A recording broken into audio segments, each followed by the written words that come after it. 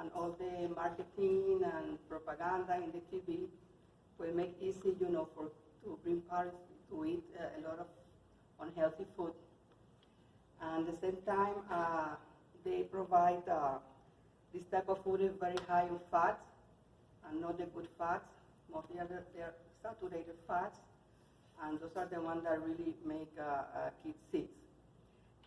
More than 1/3, okay, the 35% in the United States, a survey that the CDC did in 2016, 2015 and 16, the children from 2 to 18 years old are overweight and obese. And that's really concerned. In my practice once a year, I used to test for the fats in the blood, and I'm very surprised how many, the large number of kids that have very high cholesterol, triglycerides, the bad cholesterol at the same time, and this is a really concern for me. I use also to detect overweight and something, whatever, the BMI, body mass index, sorry, that help a lot also to identify these kids. So that will be an approach for me to talk to parents about this. The big concern is because these are very high in calories, and the excess of amount of fatty food can cause healthy problems and conditions in these kids. And this seems something that is like a pandemic thing here. Many factors contribute to childhood on obesity and overweight. And the rise has been attributed to changes in food environments that make non-nutritious junk food and beverages that are more available, more appealing, and affordable to parents. The other facts are social and environmental changes that have been reduced the physical activity of our kids and the increase of sedentary screen time. So this is the time to be all the time playing games, watching TV, in the phones and everything. And less physical education. Neighborhoods that usually they don't promote the walking or to ride bike. And also decrease safe places for kids to be there to enjoy a little bit and play. Due to the high fat consumption in food, there's the most common diseases that we see in kids to this day is the intake of saturated fats. That will be like having high cholesterol, high triglyceride, overweight, and the other thing is the bad cholesterol also is very high in a lot of kids also. So obesity is the one, the biggest one. Kids that are obesity mostly, they are very prone to develop high blood pressure together with high cholesterol. That will be a very high risk for cardiovascular disease. The increase of impaired glucose, type 2 diabetes, that's the older type of diabetes that before that doesn't exist.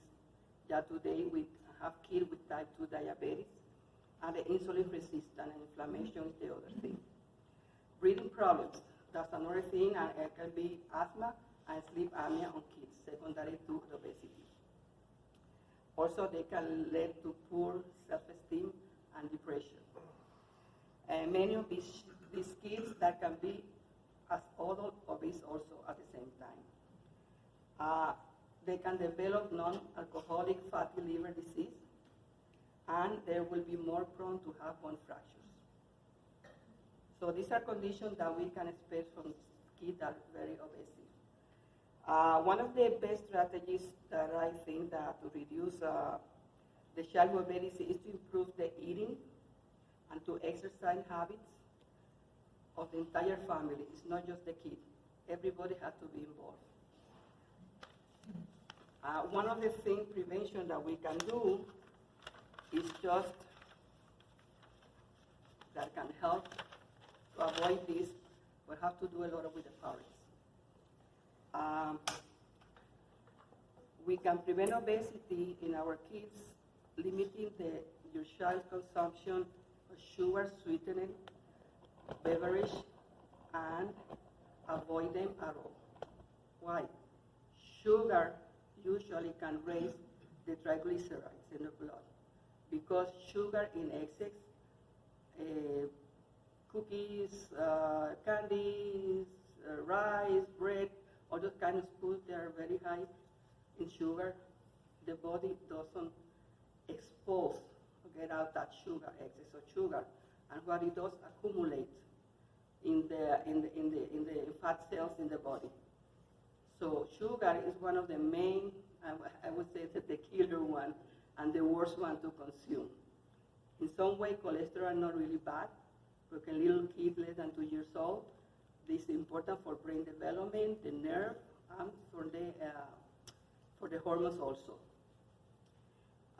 Limit also, when they go out, the amount of fast food in the restaurant to avoid those that much.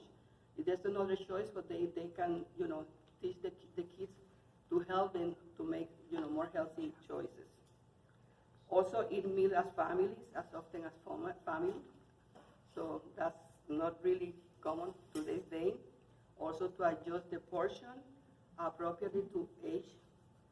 Also limiting the TV and other screen time to less than 2 hours a day in children older than 2 years old. Children less than 2 years old, no TV, no phone, okay? And that's one thing that I saw a lot in my private practice. Mothers just to try to calm the kids, give the phone, they came with the tablets, and they're like static, they don't talk, they don't move, they don't pay attention to anything, and that's really, a crucial thing. And exposure to electromagnetic field is another thing, secondary to this. So that things that parents have to be aware of this. Also important for the kid to get good sleep, at least 8 hours. I always recommend parents, and very important when they're going to buy a product, to look to the labels. It's very important. Labels have a lot of information, especially in fats.